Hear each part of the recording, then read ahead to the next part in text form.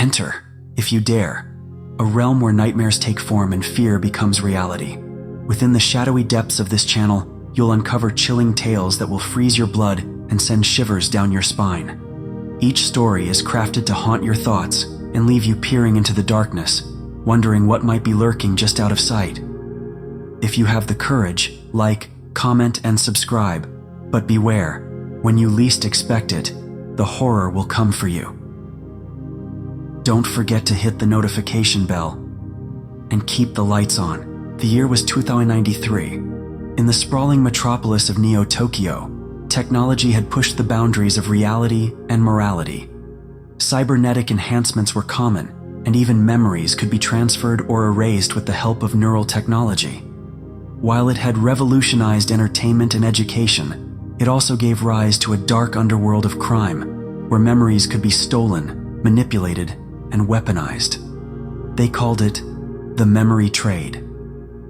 Detective Eva Markov had seen the worst that humanity had to offer in her years working for the Neo-Tokyo Police Department, but nothing prepared her for the latest case. It started with a call from her partner, Detective Ryu Hoshino. "Ava, you better get down here."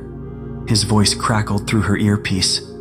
"This one's bad."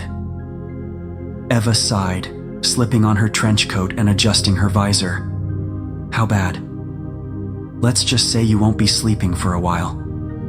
The crime scene was in one of the tech slums, a forgotten district where neon lights flickered over broken-down buildings and alleys reeked of despair. Eva entered the building and found Ryu waiting beside a body, his expression dark and grim. The body was that of a young woman, her face frozen in an expression of sheer terror. Wires from a neural headpiece were still connected to her temples, leading to a small memory extraction device lying beside her. "Another memory theft?" Eva asked, though she already knew the answer. Ryu nodded. "It's the third one this month. Same pattern. Headpiece connected, memories drained, and this." He pointed to the woman's eyes, which were wide open but disturbingly empty. They seemed hollow, as though whatever had once been behind them was no longer there. Eva swallowed hard. "They're getting bolder. They used to cover their tracks, but now, it's like they want us to find this. Or they're taunting us," Ryu replied. "Whoever did this wanted us to know they were here. They left a message." Eva leaned closer, her stomach twisting as she read the words scrawled in blood on the wall. "Do you remember? Back at the station, Eva and Ryu analyzed the data. They knew about a criminal network operating in the memory trade, but this felt different, colder, more personal. And the method was new.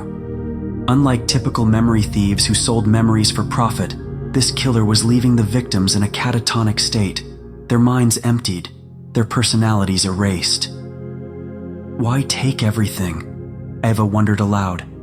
With a clean extraction, they could sell the memories on the black market.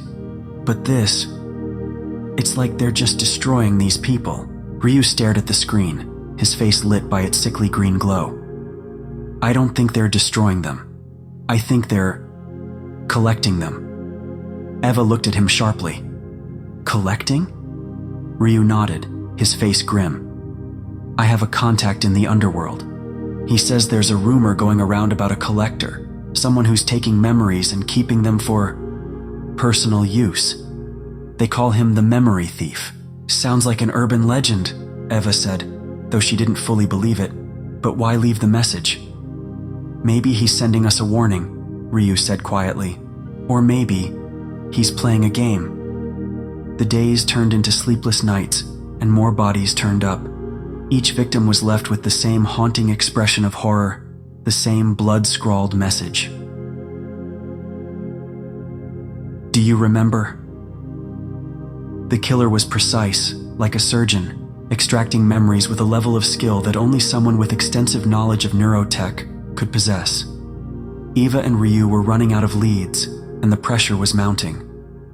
One night, as Eva sat in her cramped apartment staring at case files, she felt a strange sensation, a flicker of déjà vu that made her shiver. She dismissed it at first, chalking it up to exhaustion. But as the days passed, the flicker grew stronger, more insistent, like a memory that didn't belong to her. One evening, after yet another victim had been discovered, she felt the urge to visit her old mentor, Dr. Malcolm Tesh, a retired neuroscientist who had once pioneered memory transfer technology. She hadn't seen him in years, but if anyone could understand the inner workings of the mind, it would be him. Dr. Tesh lived in a secluded part of the city, surrounded by outdated tech and books. When she arrived, he greeted her with a warm smile, but his eyes held a shadow of concern. "Ava," he said, ushering her inside. "It's been too long. What brings you here?" She explained the case, laying out the gruesome details and the haunting message. Dr. Tesh listened intently, his fingers steepled as he considered her words. "This memory thief," he said slowly, "reminds me of a theory I once explored. What if memories could be more than just data? What if they could alter someone's soul?" Eva frowned. "You're saying these memories could somehow possess the thief?" "Not exactly," Tesh replied. "But if someone were to absorb enough memories, traumatic memories, they could begin to lose their sense of self. They might even start becoming their victims." Eva shivered. "You think he's becoming these people?" Dr. Tesh nodded. "It's possible. And if that's the case, then each murder could be an attempt to find himself." Eva felt a chill run down her spine. "Then why the messages? Do you remember? It feels like he's talking to me." Dr. Tesh looked at her sharply.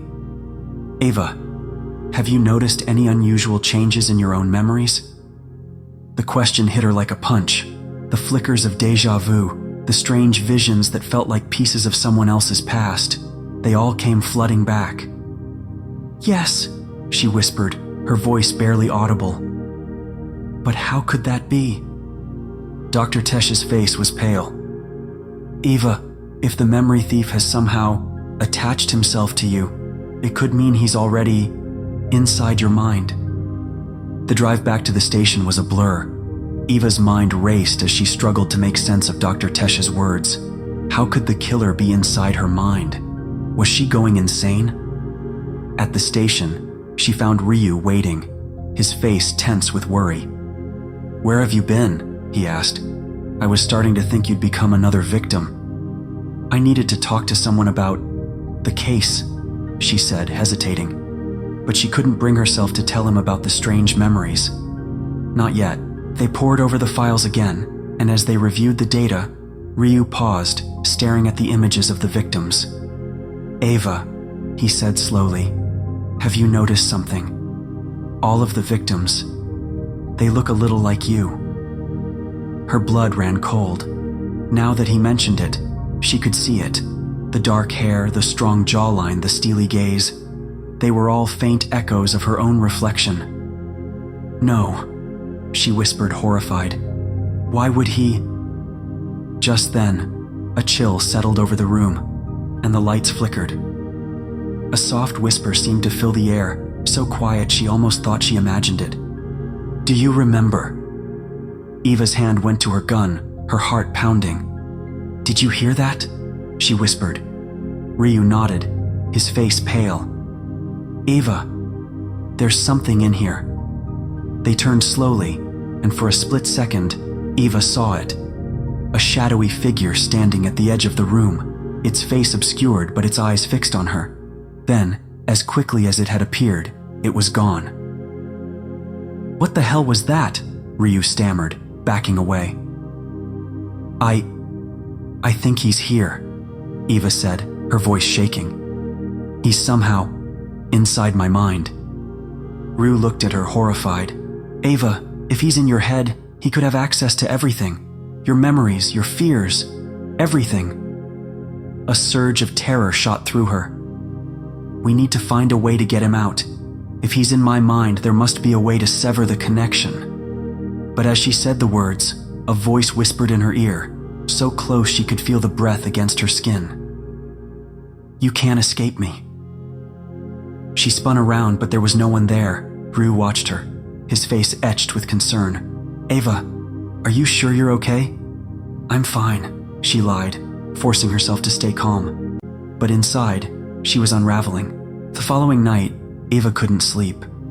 She lay in bed, her mind racing, haunted by visions of the victims and the cryptic message.